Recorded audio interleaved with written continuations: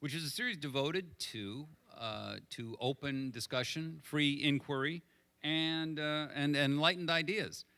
We have here tonight Spencer Klavan. He is our guest. If you got one of the handouts listing the Socratic Stage Future events, you'll see in their biography of Spencer. For someone so young, he already has quite a list of accomplishments. I won't go through them. I'll only say, so that we can get to the discussion, he's an editor, he's a writer, he is a podcaster. We're going to hear a little bit about his podcast, and he's also a teacher here at New College right now, and he may be teaching again after the new year. He has a degree, undergraduate degree from Yale. He has a doctorate from Oxford in the field of classical studies, which is why he's here to discuss with us today two ancient philosophies. So I'm Mark Bauerlein, one of the trustees at New College. I'm more of a facilitator, mediator, questioner, someone who's going to largely get out of the way so we can hear from the interesting person up here on stage. So there will be also some books at the end that we're giving out of his that he can sign for interested parties. With that, you ready to go? I'm ready. All right. Let's make it happen. Our topic, right? Two ancient philosophies. So I thought we would just begin with a definition of these philosophies. And the real implication here is how does one live one's life? A crucial question, actually, for 19 and 20-year-olds at that stage, trying to figure out what the world is really like and what kind of person they want to be in that world. So the two philosophies, Stoicism and Epicureanism. Spencer, welcome here to Sarasota, and give us just an overview of what Stoicism was. Thank you very much. It's a pleasure to be here, and I'm impressed that you all are out here and have allowed me to drag you out to talk about ancient philosophy. It's an obsession of mine, but I've been delighted to discover recently that I'm much less alone in this than perhaps I once might have been. It's a good thing we're starting with Stoicism, because it's Stoicism that has really made the biggest splash in the most recent years. I think we actually have some representatives here tonight of the modern Stoicism movement in close to the front row. If you didn't know that there is such a thing, allow me to enlighten you just briefly. I mean, the Stoic subreddit on Reddit, if you've ever gone on that massive discussion forum, you will find hundreds of thousands of people who describe themselves as Stoic practitioners or seekers. There are bestsellers by Ryan Holiday and Donald Robertson and Massimo Pagliucci and a number of others describing the application of Stoicism to a modern way of life. And I think that last phrase, way of life, is really the key here. We are apt to think about philosophy as an academic discipline. We're apt to associate it with abstractions and perhaps Latinate or Germanic compounds that nobody can quite parse or understand. We're apt to think of it essentially as the sort of thing that eggheads like me teach to their students and bore them half to death with. In fact, Stoicism in the Hellenistic era, which is the era just after the death of Alexander the Great in 323 BC, is a vital competitor for the allegiance of especially young men, but people more generally, women as well, and for the position of guiding practice in everyday life, in political life, in personal life, in all the domains of living that we could now continue to identify with. And so in each of these cases, and especially with the Stoics, you're looking at a kind of tripartite theory of life, the universe, and everything. You're looking at logic, you're looking at physics, and you're looking at ethics.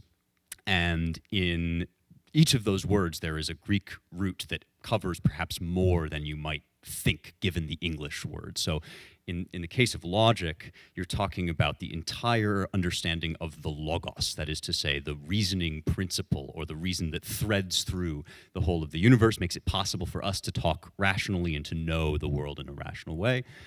In the case of physics, you're talking about everything that is attributable to physis, which is to say nature, the things that happen spontaneously, according, the Stoics, I believe, would argue, to deterministic laws that help us to understand the grander pattern in which we live. And then in the case of ethics, you're talking about everything having to do with the ethos, the character. How is it that human action can fit into this grand pattern and design? And the Stoics were distinctive, I would say, for emphasizing the coherence and unity of the whole. So we as human beings live within a universe that is very vast and can be difficult to predict and in some cases to understand, but nevertheless has an order to it. And by fitting ourselves into that order, by attaining the wisdom that allows us to react appropriately to each event as it comes, understanding it as part of this grander pattern, we can attain a degree of sanity. So the last thing I'll say about Stoicism, since we're ultimately here to talk about the merits and potential pitfalls of each of these as a way of life, is that it's not entirely surprising to me that in the internet age, which I think of as a kind of Hellenistic era in hyperdrive, when any number of competing worldviews is offered daily to people scrolling through social media or wherever else, that Stoicism, the philosophy of unity, coherence, acceptance, perhaps the reduction of anxiety, self-control, these sorts of things have become newly popular. Before getting to Epicureanism, what kind of God does Stoicism postulate? So this is an excellent and important question. The Stoics speak primarily of God as identified with the logos that I mentioned, that is, the reasoning mind that is threaded through, embedded in the entire cosmos, a Greek word that just means order. And they go so far in the direction of this unitary vision of the cosmic mind, that some of them seem even to have suggested that the other Greek gods, Athena, Dionysus, the ones that we know from our mythology books, were really just avatars of this one mind, or different aspects of the divine mind. So you're literally looking at people who are teetering on the verge of a kind of monotheism. And this is one reason I think why the early Christians, when they made contact with the captious Greek philosophers, for instance, in Paul's sermon on the Areopagus, to those Greeks that just spent their whole day trying to find out what new philosophy they could talk about.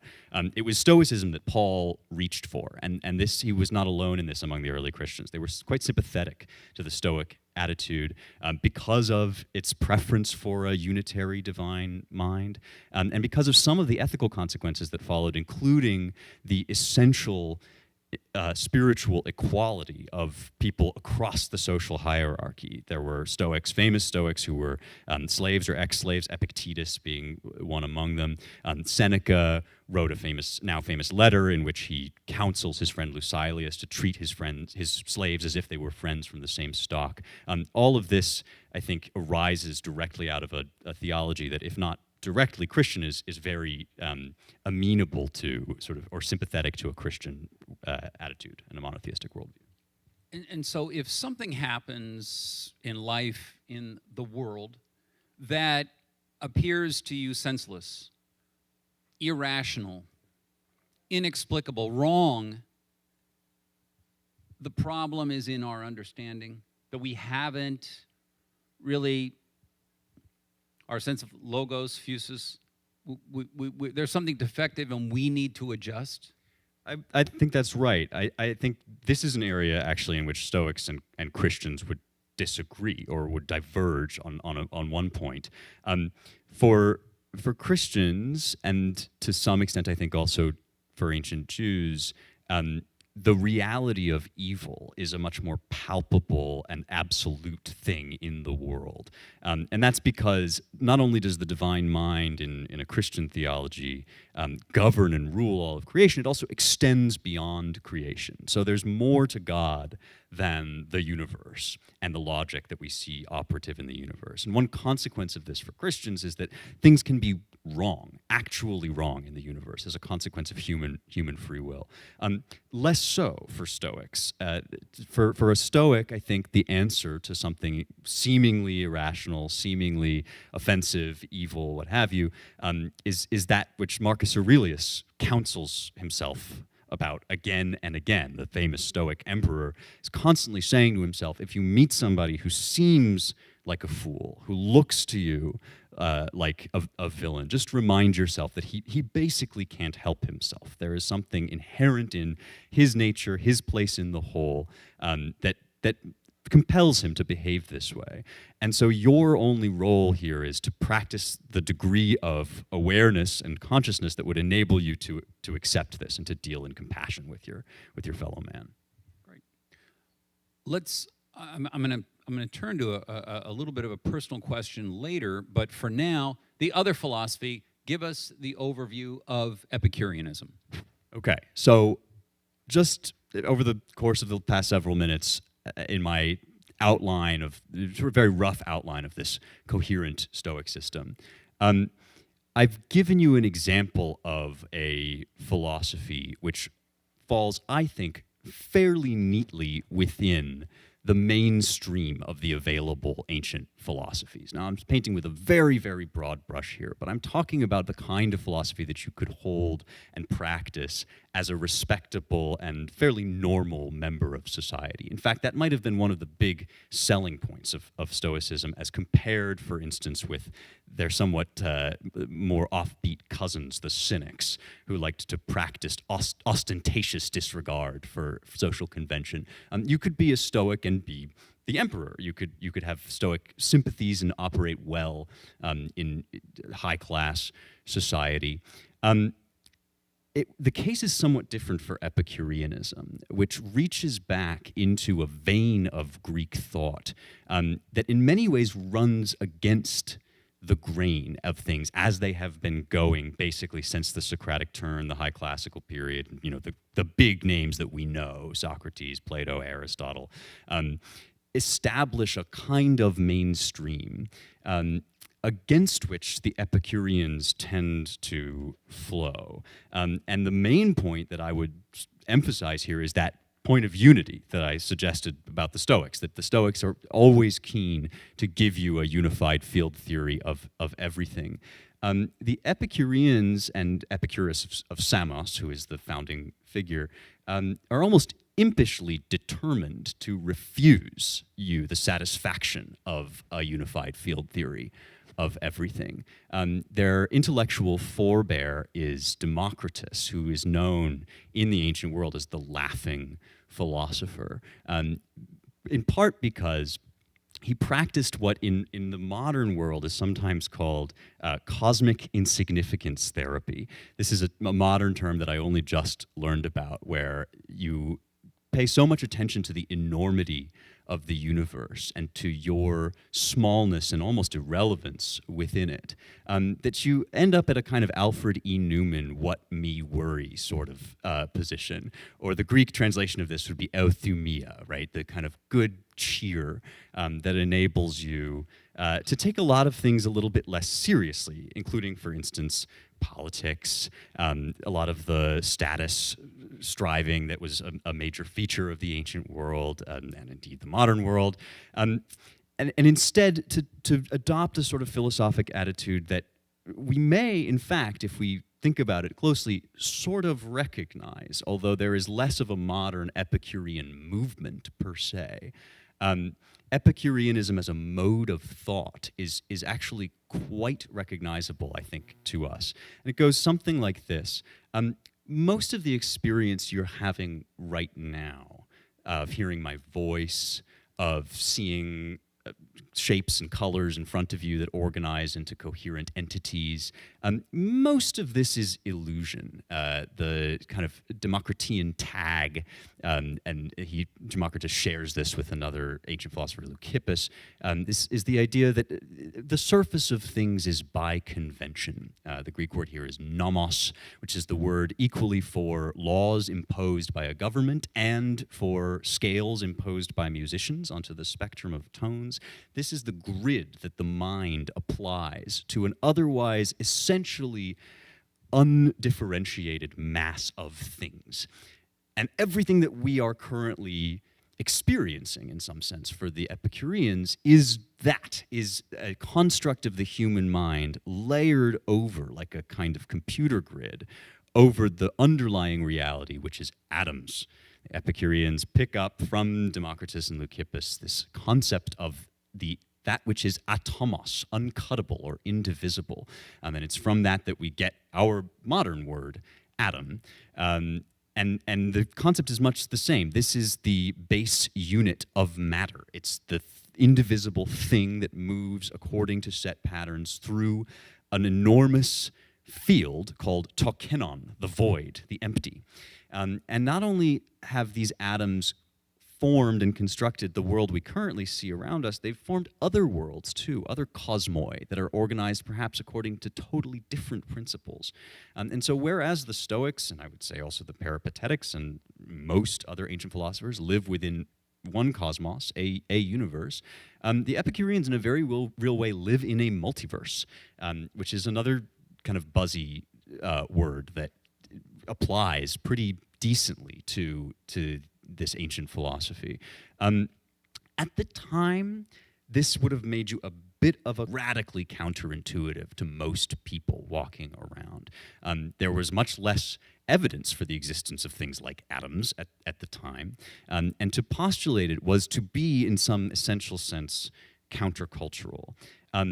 The clearest mark of this is in the major point of dispute between the Epicureans and the Stoics, which has to do with ethics. So if you think about that sort of tripartite scheme now of philosophy, you start with how do we think well, what is logic, go to how does the world work, what is physics, end up at how then should we live, what is ethics, you will find that cosmology has consequences. So that by the time you get down to the Epicurean ethics that occupy this atomic multiverse, you end up at a radical inversion of most other ancient ethics that earned Epicurus his nasty reputation. His the reporter, the ancient reporter of Epicureanism, Diogenes Laertius, that we mostly rely on for these views, is very keen to refute any number of disgusting rumors about Epicurus, his nastiness to those around him, his indulgence in all manner of prostitution, his inexhaustible gourmandise, all the things that now attach to the caricature of the word Epicurean. And this, says Diogenes, is a misapprehension based on people's alarm at the real fundamental Epicurean ethical proposition, which is that not virtue and not the flourishing that arises from virtue, but rather the serenity and pleasurable peace of mind that we can attain through cosmic insignificance therapy is the highest good. And the other virtues that have been canonically practiced, such as courage and wisdom and justice and temperance, all of these things are known in their goodness precisely because they conduce to a kind of, shall we say, serenity, peace of mind. That's why they're good. The opposite would have been true for the Stoics, that it's because we know through the pleasures that the virtues are good, and it's for their sake that we aim at excellence.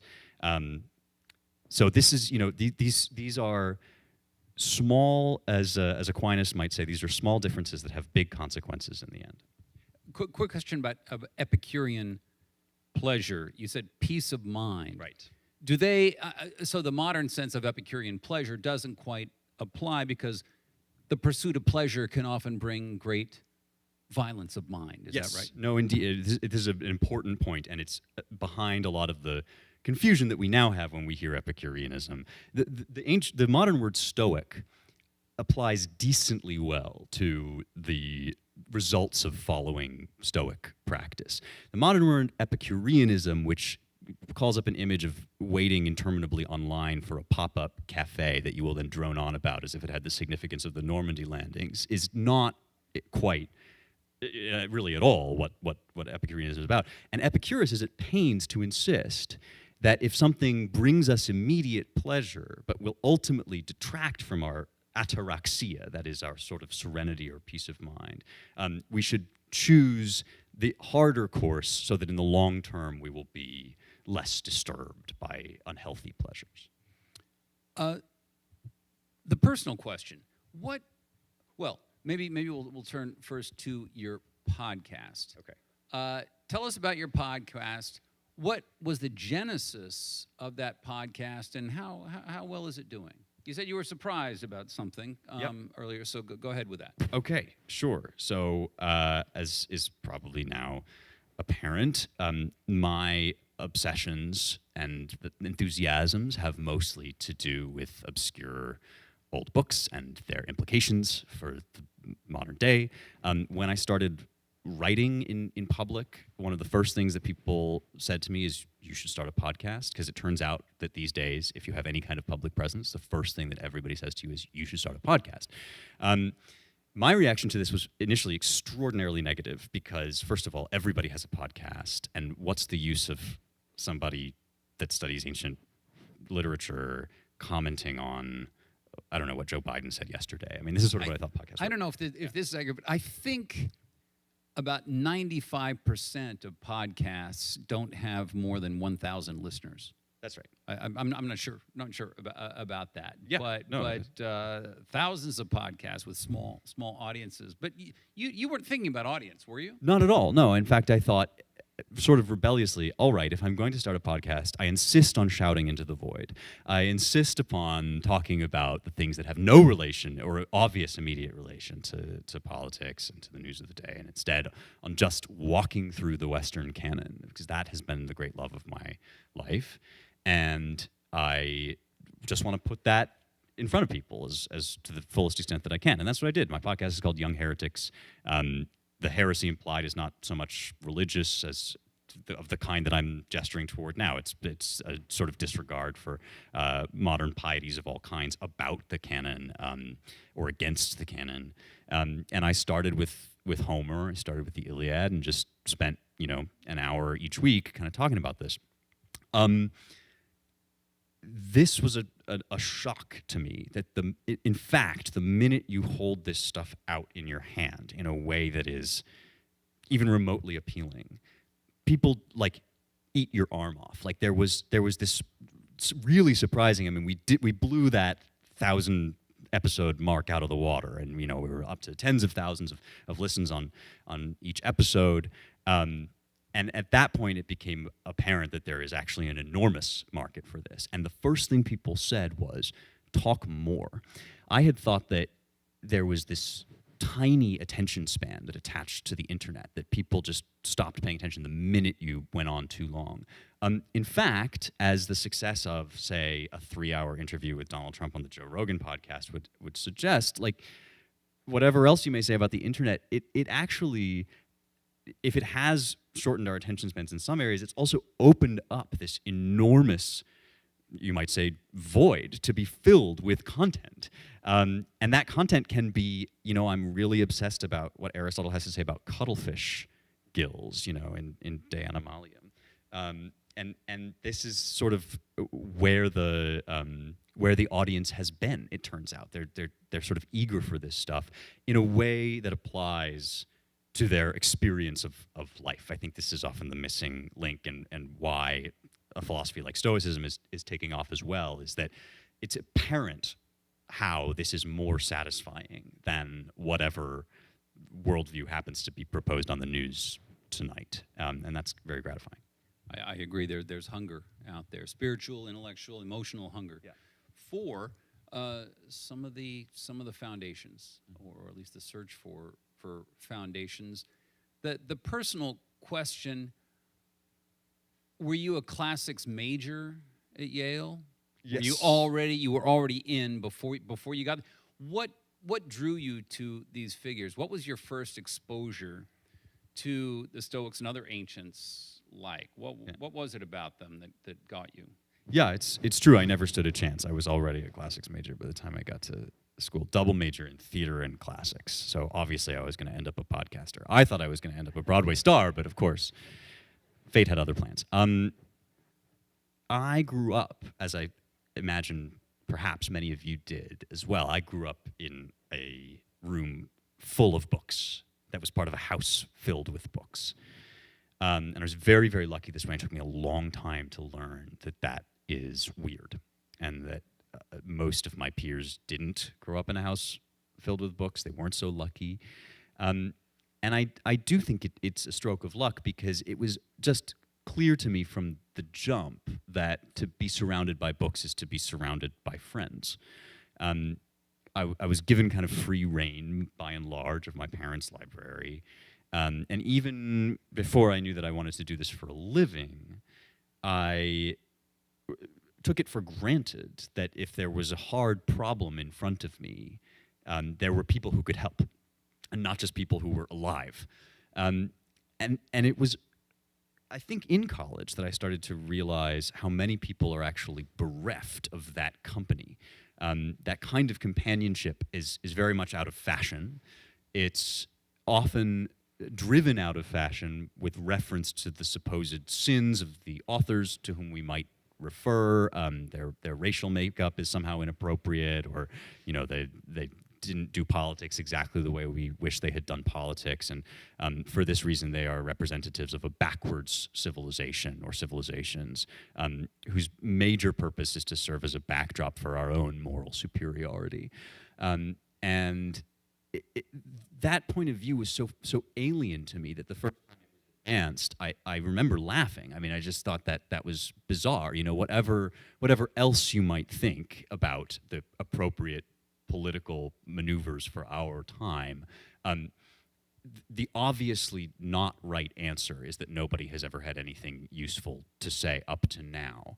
And so it was out of a desire to spend the rest of my life in what I think of now as the kind of secret society of the Western canon, that I pursued the course I did in school. And then, I kind of blissfully burrowed away into the stacks at Oxford for 5 years and did a PhD in ancient Greek music. And when I lifted my head up, it was like that meme where the guy comes with pizza into the house and finds it on fire. Like there had been such turmoil in the States from the years, gosh, what was it, 2014 to 2019 that I was in Oxford, that it was, a rude awakening. But also, I suddenly realized the practical consequences of cutting yourself off from this wisdom tradition that we are sort of blessed to inherit in the West. And that is this sense that everything that we are dealing with, every crisis that faces us, is completely unprecedented. I hear people have these conversations as if, nobody ever talked about the relationship between the body and the soul. And you just think, we've been through this. There's like good resources for thinking through these problems. And so my first book, How to Save the West, was kind of about exactly this. It was just about opening the door to people to be in conversation with the ancients, so that we understand that we're not alone in whatever current problem we happen to be facing. This is a question that I actually really already answered, but maybe give it in more concrete form. A 19-year-old, you're teaching a 19-year-old student, comes in, doesn't, your course is a general education requirement. Gotta read a lot of books. What do you say to the kid who says to you, it's old, this is the digital age? What does a thinker who wasn't even around when you had movable type have to say to me? Yeah. I'm so outfitted with media, information, communication. I'm so far beyond all that. What would be we know broadly, but specifically, as a teacher, you're a teacher, what would you say to that kid? So here's a pitch I make that I have found to be somewhat effective in person and online. And it goes like this. You know when you walk into an art museum and you get to some room full of Renaissance paintings, and they all look the same. It's a bunch of naked people kind of wrestling around, maybe pointing at columns. And it's impossible to distinguish one from the other. And then there's like 5 other rooms that are also filled with those paintings. Okay, so here's Homer, which is probably what we're starting with in this course of this 19-year-old. Here's the Iliad. And you may or may not enjoy the first experience of reading this book. But when you read this book, you are not only reading this one book. You're actually looking at a key to the map. And the next time you walk into that room that's full of those Renaissance paintings, they won't all look the same to you anymore. The next time you're surrounded by clay vases and they've all got, elongated red shapes on them, one of them is going to look to you like Sarpedon carried to death by sleep. Some of these images that have previously been totally indistinguishable to you are suddenly going to fall into place as part of a grand trans-temporal, trans-historical society.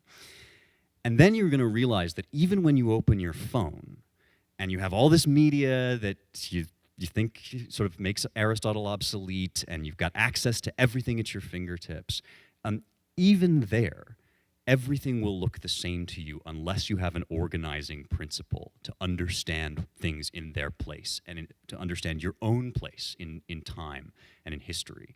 And once you realize that, you'll understand that without Aristotle, you can't even scroll the timeline effectively.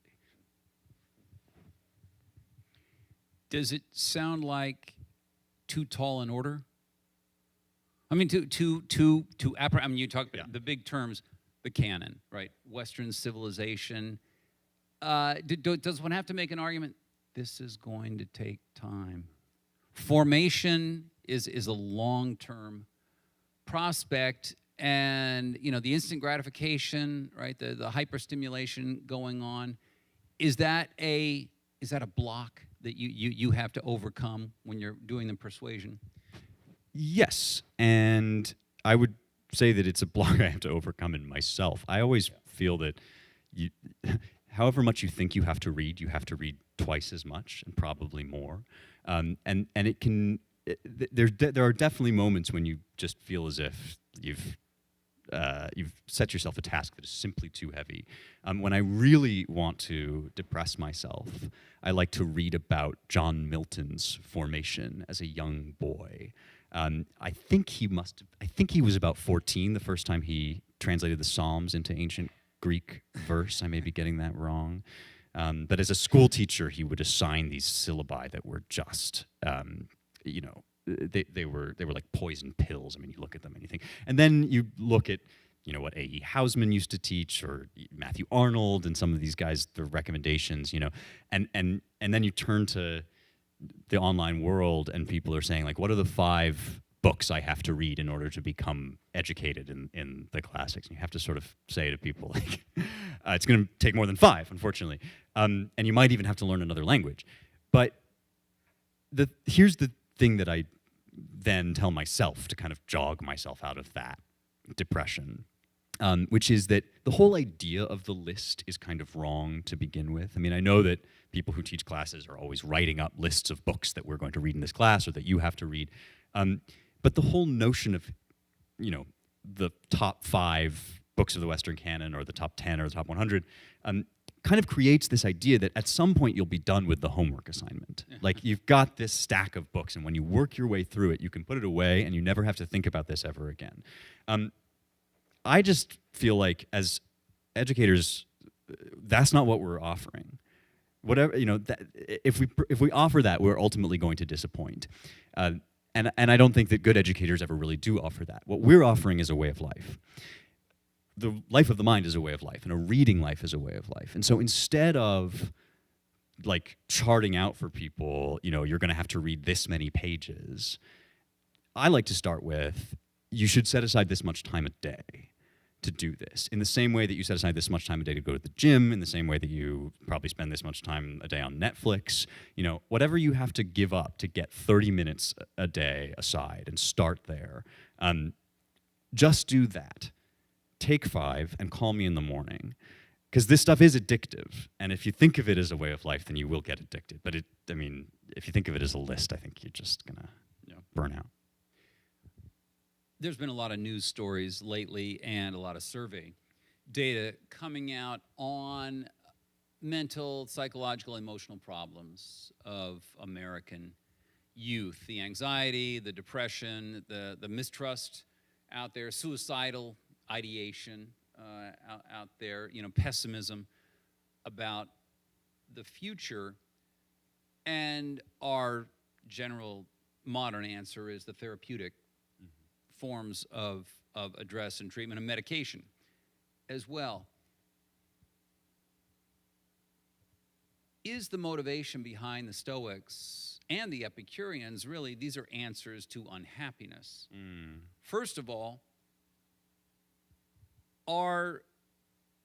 is it realistic to say you feel bad? Of course, do the things that you need to do. Read these people.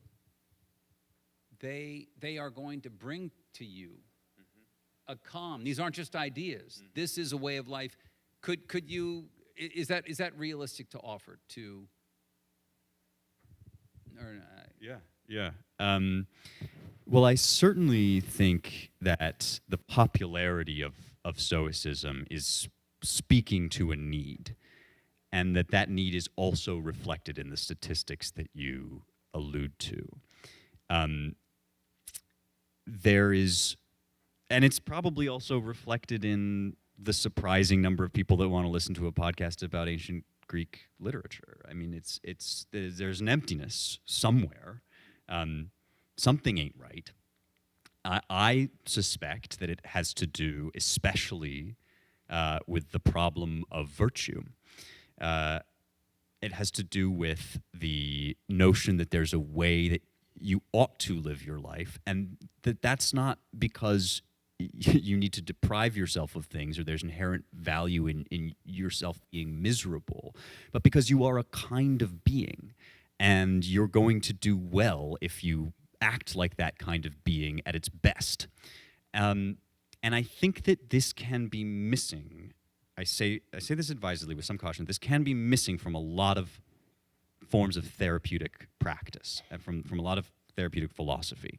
I have a lot of respect for many forms of psychotherapy. My mother practices one, I think, to great effect.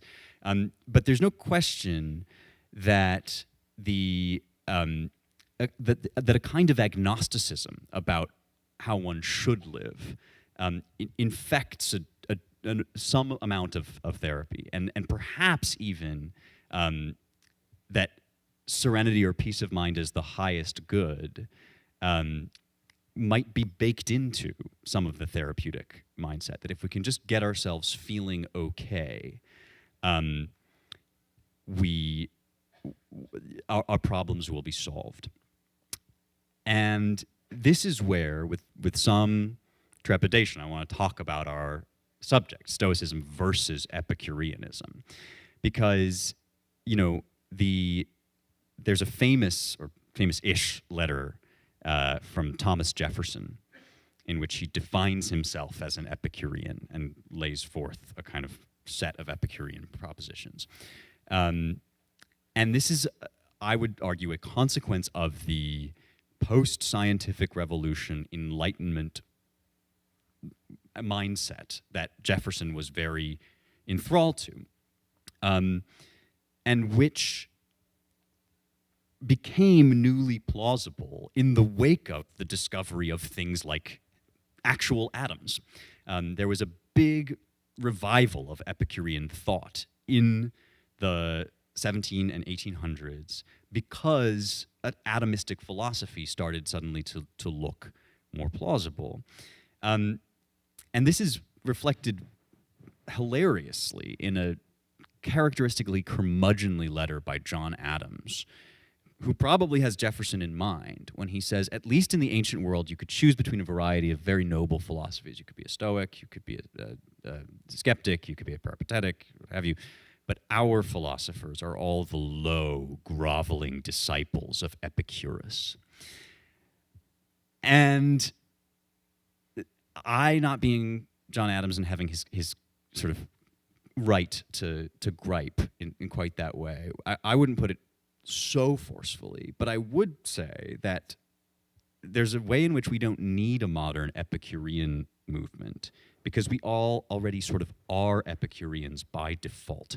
In other words, if you just allow yourself to float on the slipstream of conventional wisdom, you'll think and believe things that look a lot like Epicureanism. And the Stoic antidote to the kind of lassitude of Epicurean life is the practice of virtue insofar as it's available to us. And so I think it's quite possible that the reason people are turning to Stoicism, knowingly or not, is because they live in an Epicurean world, and its inadequacies are making themselves felt. Yeah. Is Jefferson and Adams just thinking, is Stoicism more easily aligned with a conservative politics and Epicureanism with a liberal politics? On a certain understanding of those words, it's possible. Epicureanism proper is perhaps best and most easily aligned with the third-party write-in candidate voter or the guy that doesn't vote at all. I mean, there was a real taste for floating above it all.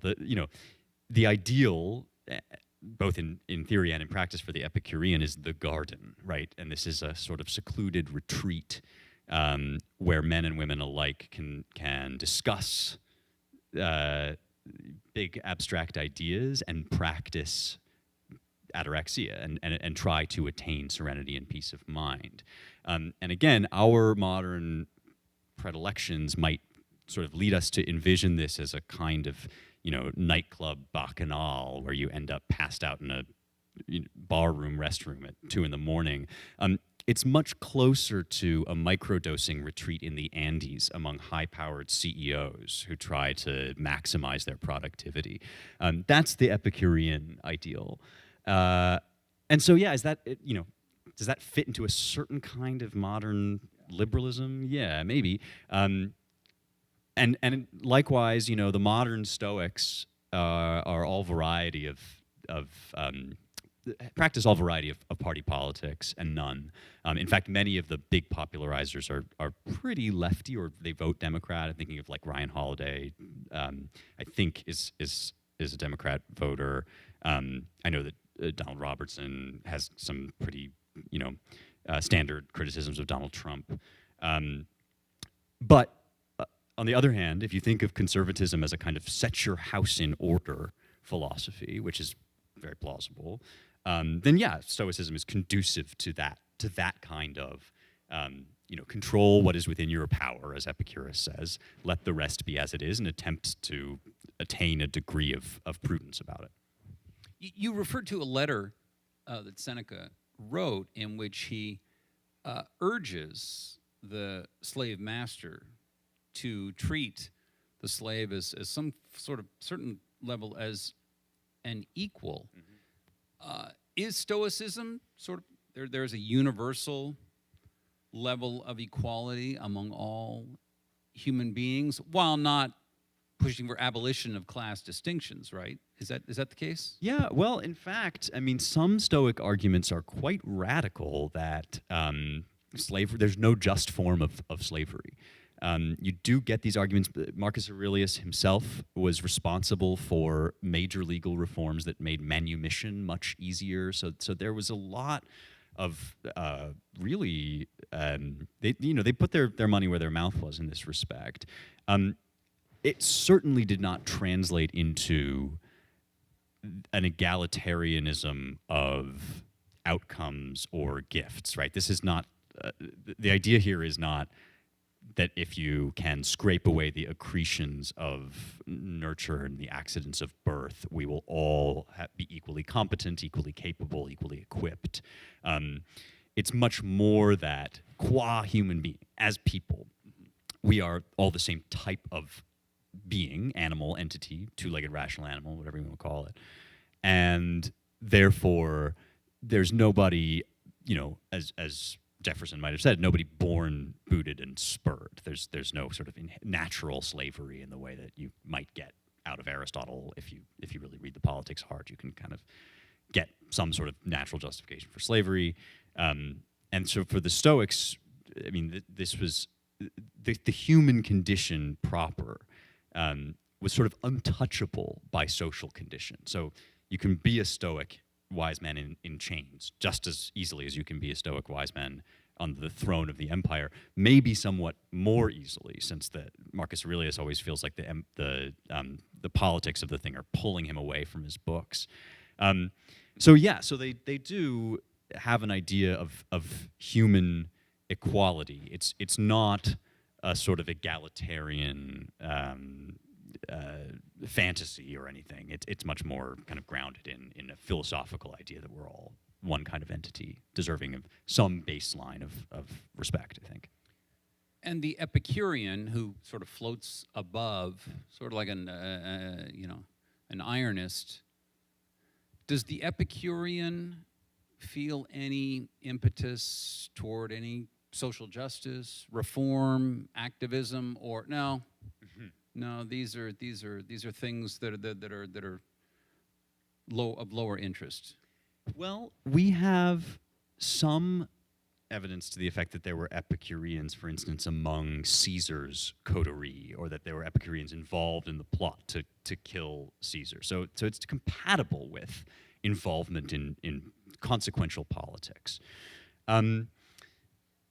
There's an extent to which, of course, in a universe of atomic flow, where the only absolute laws governing our existence are the laws of nature, there's not a lot of reason to expect or hope for the kind of, say, progressive vision of history that a modern reformer might have. This idea that naturally there is a right track to be on, a right way to move human society. I think that's very, very hard to underwrite in Epicureanism, because the gods, we haven't actually talked about Epicurean theology the way that we talked about Stoic theology, but the gods in Epicureanism are very emphatically not interested in us. If they exist elsewhere, so that they can enjoy the perfection of their nature, which includes total unconcern. Why would they get involved in the vicissitudes of embodied human life? This is sort of far beneath them.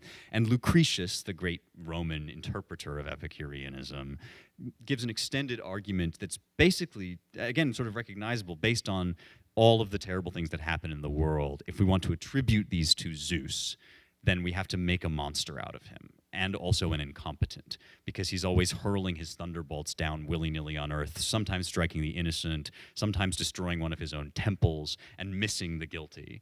And so this idea that human morality is just that it's restricted to kind of human concerns and not grounded in some divine decree, does, I think, make it a little hard to say, and therefore, we ought to overthrow the republic or the empire and turn it into something else. Matthew Arnold, I think you mentioned Matthew Arnold a few minutes ago. He was somewhat part of a long-running argument about, do we study the ancients or do we study the moderns? The modern world is so different. I mean, he's in the middle of the Victorian age, and all these things are, railroads have come along. The Industrial Revolution has happened that lead a lot of people who believe in progress with a capital P or Hegelians, who think that that's just old scholarly stuff with no application to the modern world. Arnold comes forward and he talks about reading the ancients. And when you do so, he means all the ancients, the playwrights and the philosophers, poets. When you read the ancients, you feel like you are more in touch with the fundamentals of being, that you are encountering the foundations of human existence more directly, more immediately. And he actually said that in this hustle and bustle of London, and and all the changes in science, electricity taking place in the 19th century, that he says, people who read the ancients, he says, I know not why it is, but it has a, quote, steadying and composing effect upon their psyches, right? Reading, again, you feel like you're hitting the fundamentals of life much more than in the modern, and that we need this badly. And with the digital age, we just need it even more. You like more? I'm sure you like Arnold's remark. Yeah, very much. I mean, there's that opening of Culture and Anarchy in which he says modern writers have made us well acquainted with how impoverished a thing this culture is, how useless for the present day. And it sort of makes me feel a little bit encouraged that if that was already sort of de rigueur to say in Arnold's day, then I guess you could give an optimistic or a pessimistic interpretation of this, but we're always fighting uphill a little bit. There's always going to be some new development that draws attention away from these kind of eternal questions, and seems much more urgent and immediate. We are less than a week out from a presidential election, and my experience, at least, is that you open your mouth to talk about anything, and the question is immediately, how is this related to who I'm going to vote for on Tuesday, right? I mean, this is an aggravated version of a condition that we're always kind of in.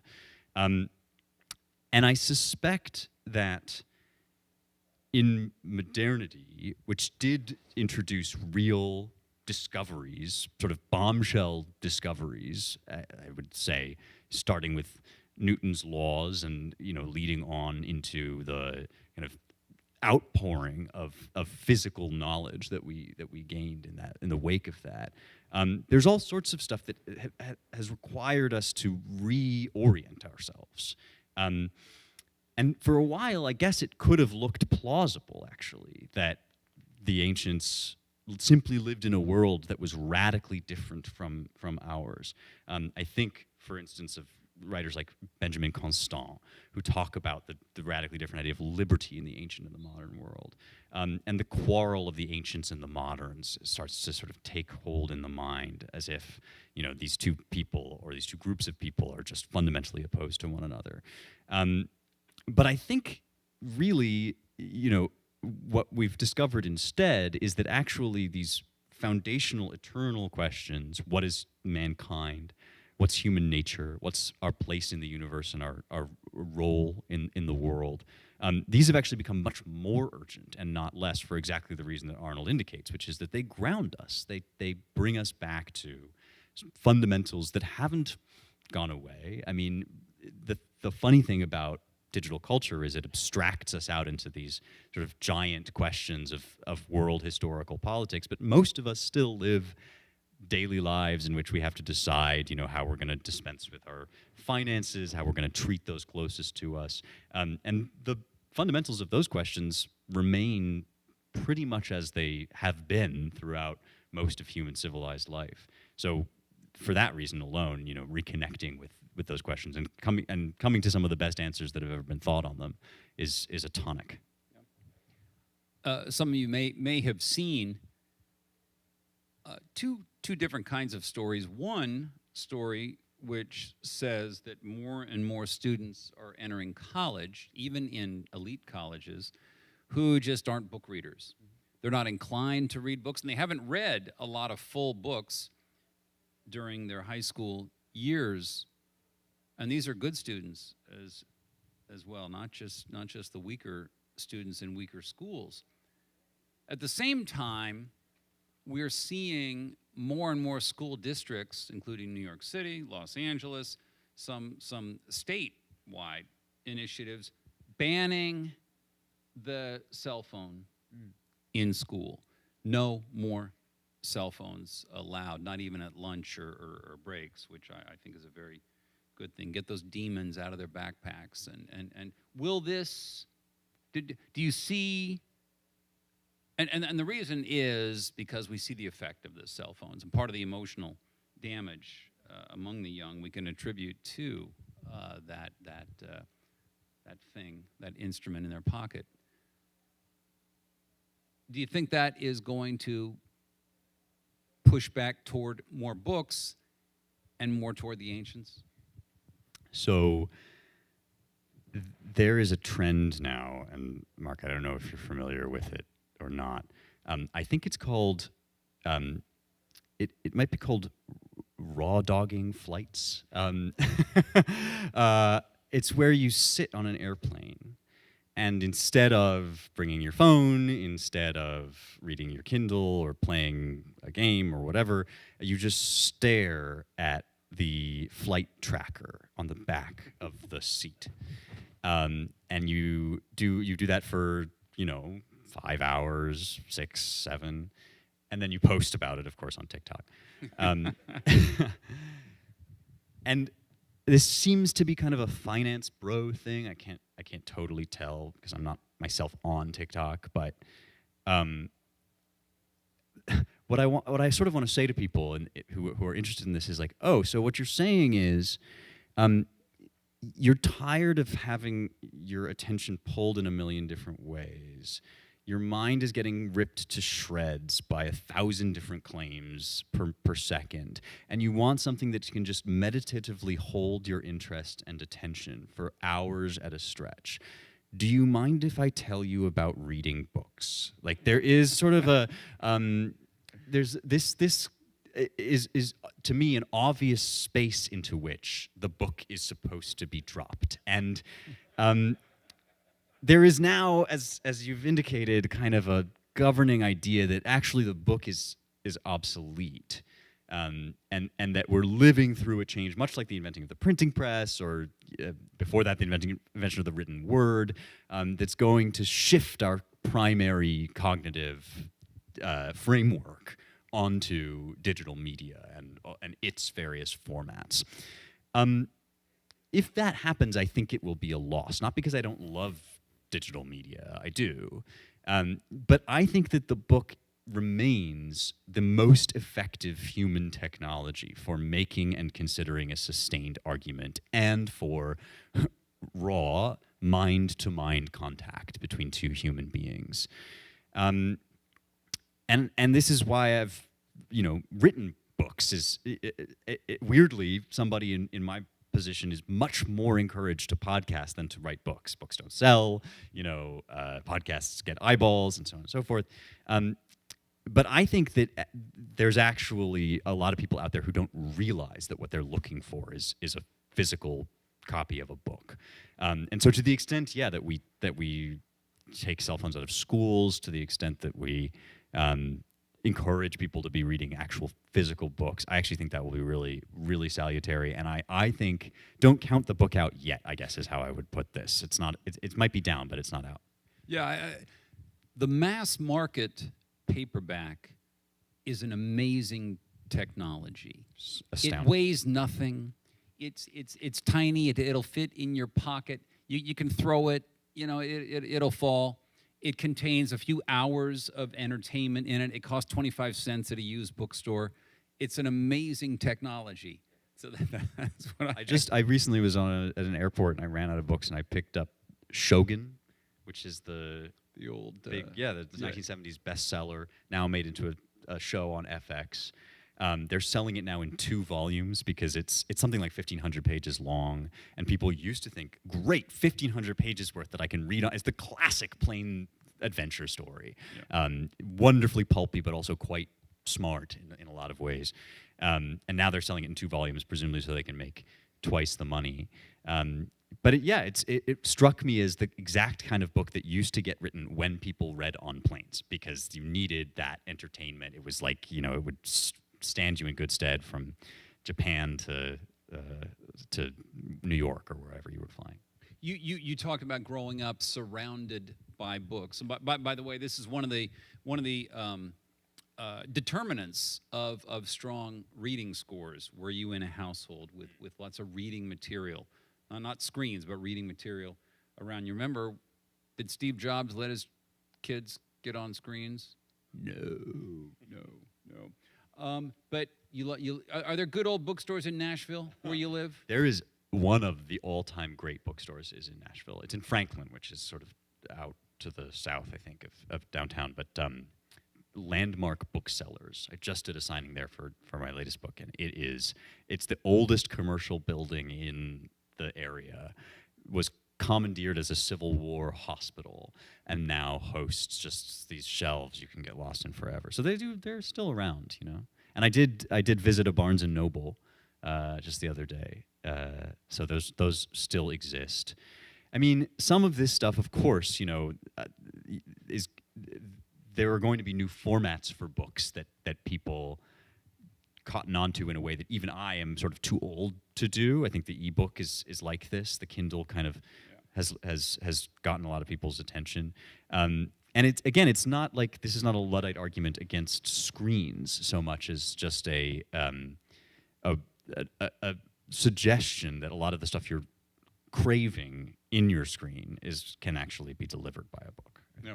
Not just one last point off topic on the books. When you go to Amazon and you buy books, go to the used part because you can buy books in new condition from independent booksellers.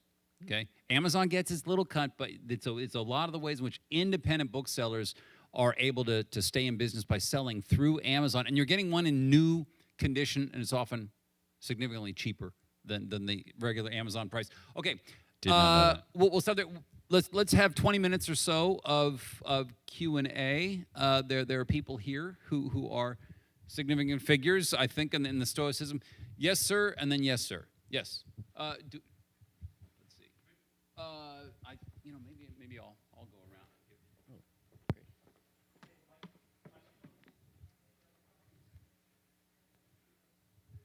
around. Thank you, Mark. I was particularly taken with the discussion of why to get people to read books and why connect with the past.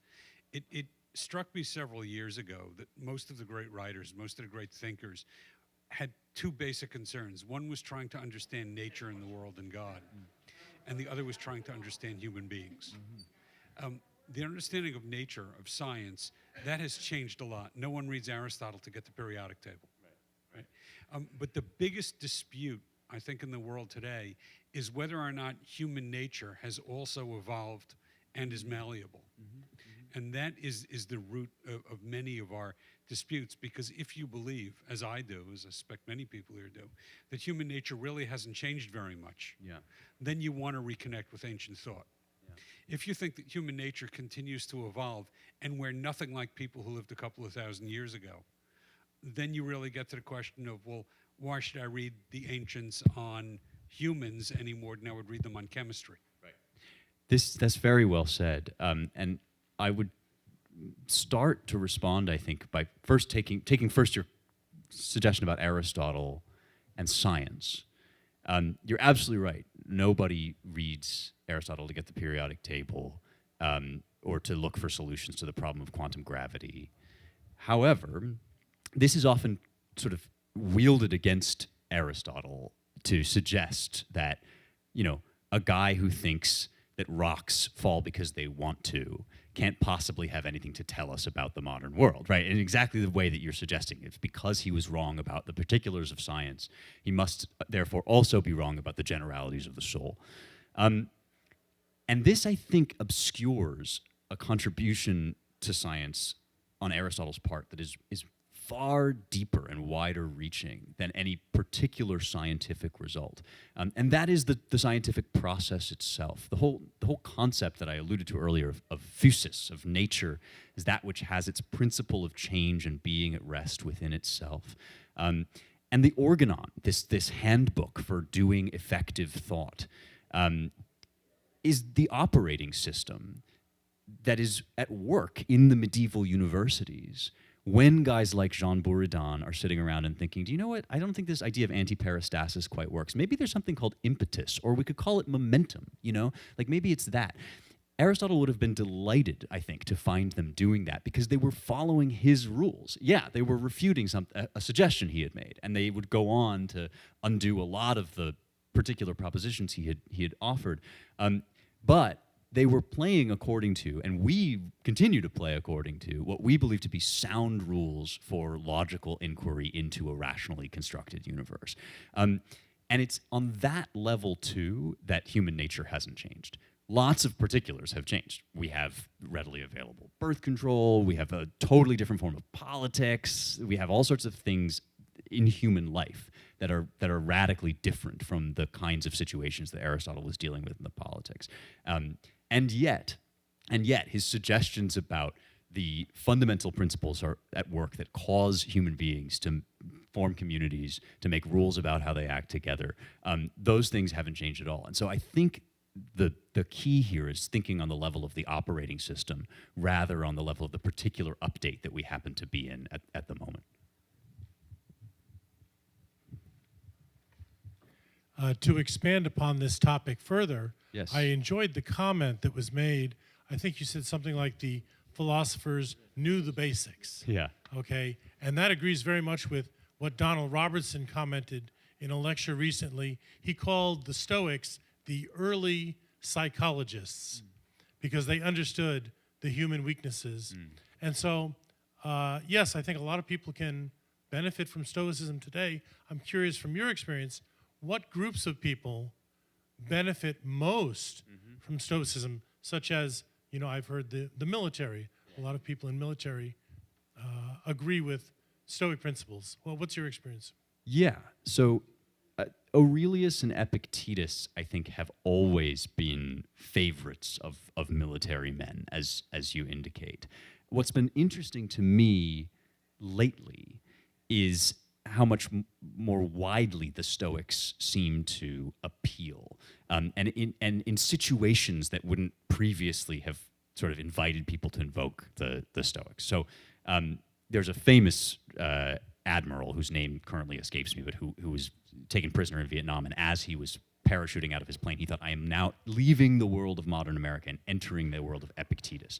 The suggestion being, in these high stakes, high octane situations, that's when we really need to fall back on our Stoic principles. Now it seems like everybody kind of feels like they're they're prisoners of war to a certain extent. There's a drama to modern life that people feel a need for something to grab onto. I've certainly noticed a lot of young men reaching out to Stoicism and to Aurelius there's all sorts of stuff going on right now about masculinity, right? What is healthy masculinity? What does it mean to be manly in a virtuous way? And I think that for a lot of guys who are, alarmed at the idea that their manhood might be somehow inherently offensive or hostile to others, Aurelius is a really great example of a person who is just a gentleman to his bones.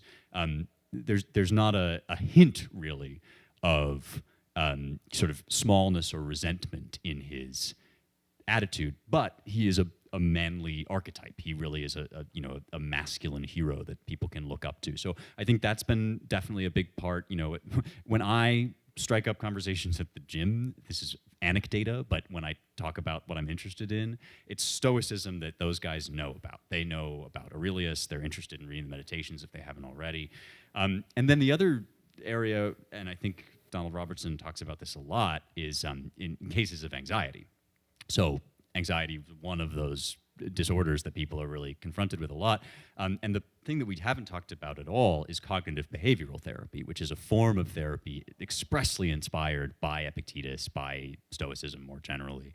And I think a lot of people who are allergic to Freudian navel-gazing are very encouraged by the existence of CBT because it's about kind of examining your own cognitive scripts and then just adjusting them based on reason.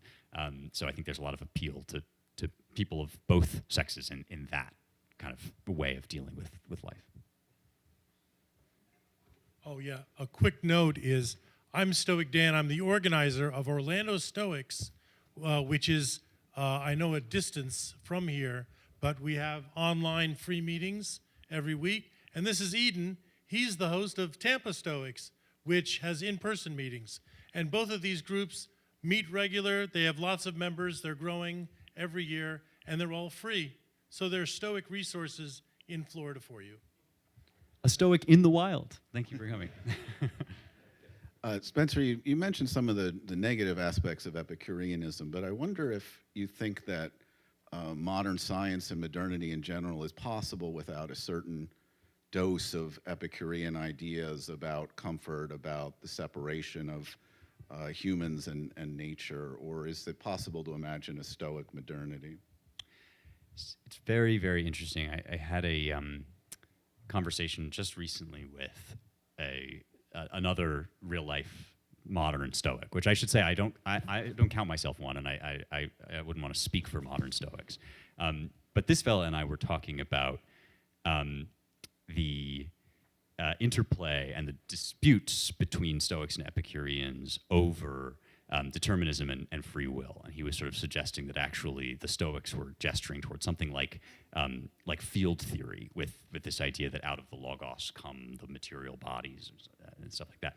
And I was saying, yeah, but the Epicurean swerve, which actually we don't have in the letters of Epicurus, but we get from Lucretius and Diogenes of Enoanda. Somebody was shouting out to my boy Diogenes earlier, and this notion that a mechanical world is nevertheless troubled by a sort of flicker of randomness that makes human consciousness, human action possible, has held up extraordinarily well. In fact, it's the discoveries of Boltzmann and others in the 1800s about thermodynamics that look a lot like the swerve, that actually atomic motion is more statistical than it is determinist, that inspire the kind of thought that will then give rise to quantum physics in the early 1900s. And all of this is sort of visibly isomorphic with Stoicism. As for the ethics, which is really what you were asking about, I tend to feel that the ethics follow on from the physics very predictably and understandably, but not necessarily. In other words, if your physics is coterminous with your philosophy, then we probably do all have to be Epicureans. And there is a sense in which many people's physics is currently coterminous with their philosophy. But that was not true for the scientific revolutionaries. So Newton, for instance, devotes a great deal of ink to disambiguating his physics from his philosophy so that he can preserve an ethics that doesn't depend on what will ultimately become atomism. And I think that route is still viable, and maybe I would still argue preferable to the route that we sort of ended up taking, which was totally understandable, but probably a mistake. Could I ask you to make maybe a defense of engagement, political engagement, the ideal of Epicureanism in the real world, and thinking particularly, Jefferson talking about the pursuit of happiness, or Candide ultimately having rejected all the other philosophies decides to cultivate his own garden. What if you want that same cultivation, that same pursuit for someone else? Let me give you an example. Think of Justice Kennedy's decision in the Obergefell decision about same-sex marriage. If one's cultivating one's own garden involves a same-sex partner, at some point it seems to me Epicureanism is making the argument that your pursuit of happiness, this is of course the argument Lucretius makes, there's no harm to the world if two people love each other on a riverbank. And it seems to me that Epicureanism actually propels progressive attitudes toward real life world issues and not disengagement.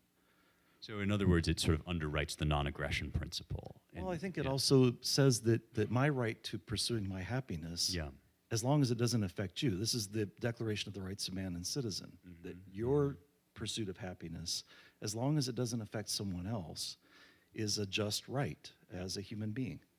Yeah, so maybe I'll work backward from the Obergefell decision to answering this question, because I'm among a number of people who support in some sense, the outcome of that decision, but not the reasoning of it.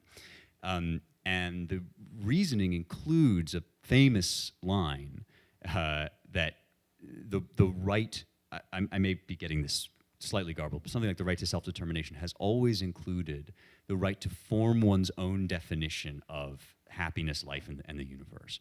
In some ways, I think you're saying that that's perhaps what Epicureanism would invite us to grant to others as well.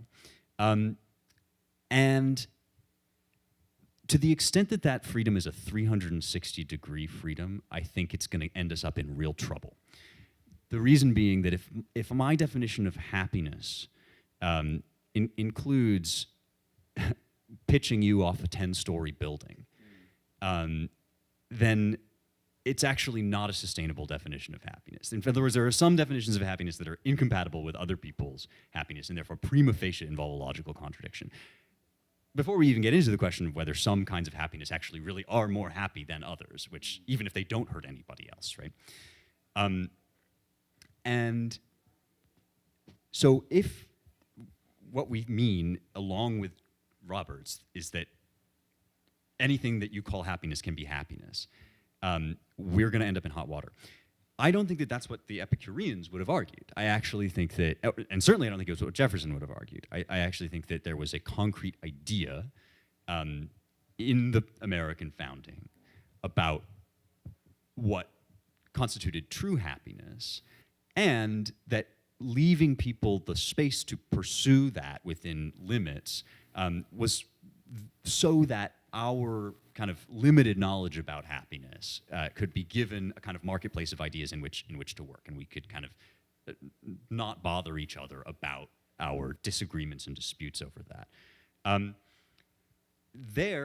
enough of an Americanist to think that, yeah, that's a suitable political arrangement. I think the state works well with a wide remit for possible definitions of happiness, but not an infinitely wide remit.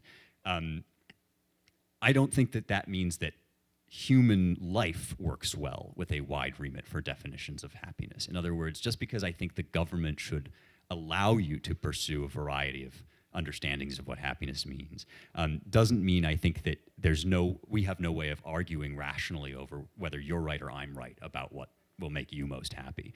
And as your friend, I'm actually going to want to try to convince you if I think that your idea of happiness is wrong.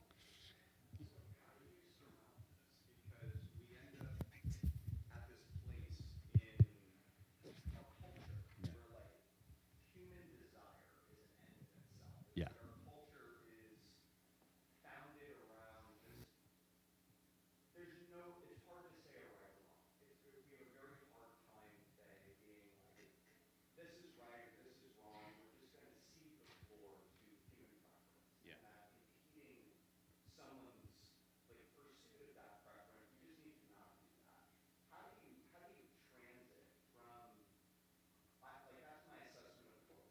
Mm-hmm.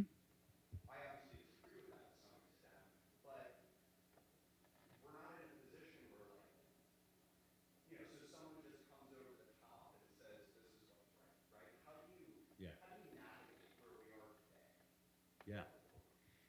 I think in the long view of history, the reason that we've ended up in this place is because after the wars of religion had spent themselves, we sort of called a truce. And the reasons for that are very, again, understandable and may, in fact, at the time have been better philosophically grounded than they currently are. I mean, we're now touching upon the whole question of liberalism, which has been so active in the last several decades. And just to put my own cards on the table, my perspective is that liberalism is an effective social technology within a larger context that probably includes certain shared social assumptions and also a kind of legal framework that makes it possible for liberalism to operate effectively. You are right, we are not there. And we're not there, I think, because we veered so far in the direction of a non-interventionist hands-off approach that you end up with Voltaire at the London Stock Exchange saying, isn't it great that the only person here that gets counted as an infidel is the bankrupt.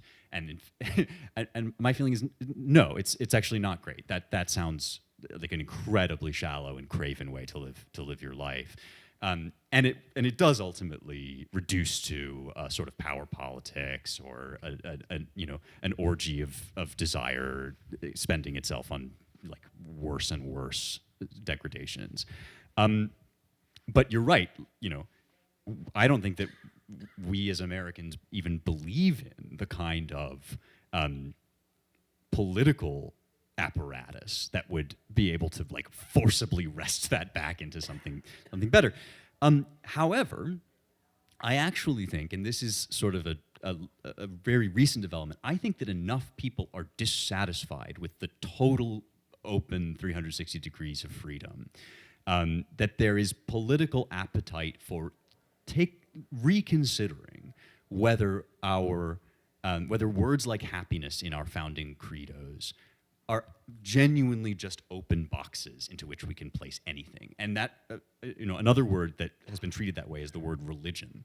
That if something qualifies or can plausibly depict itself as a religion, then it's like totally untouchable in all aspects of life.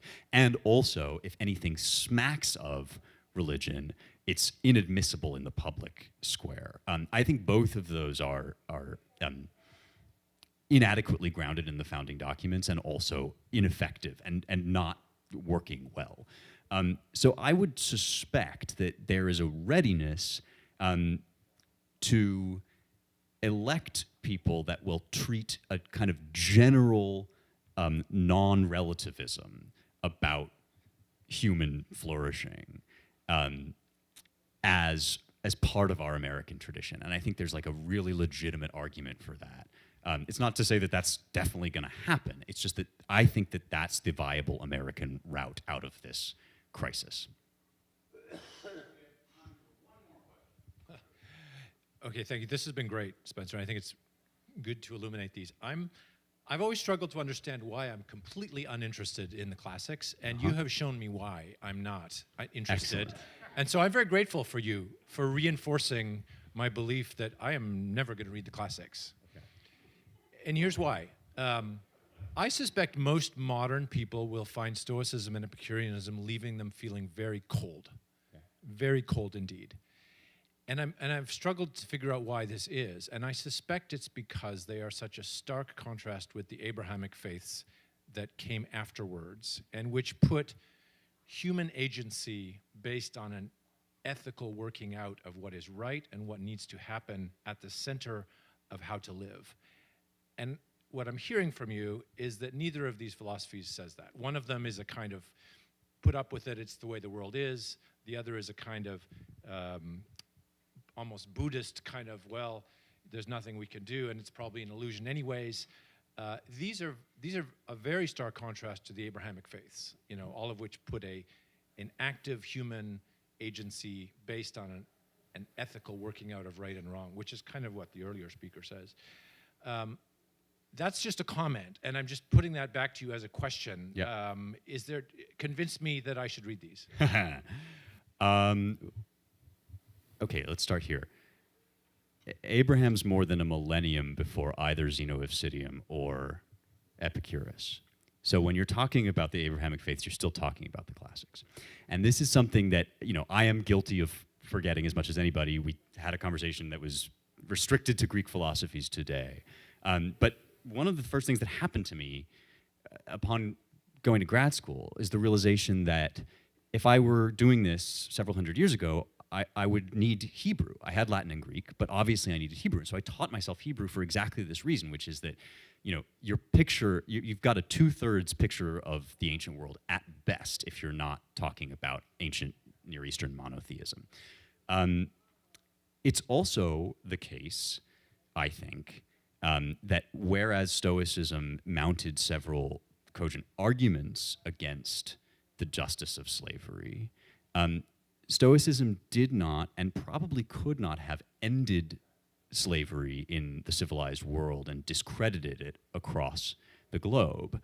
And the reason for that is, as you indicate, that whereas the Stoics picture us in a sort of cyclical cosmos that collapses ultimately into heat death and is reborn, so that even current inconveniences are to be coped with as part of the cycle.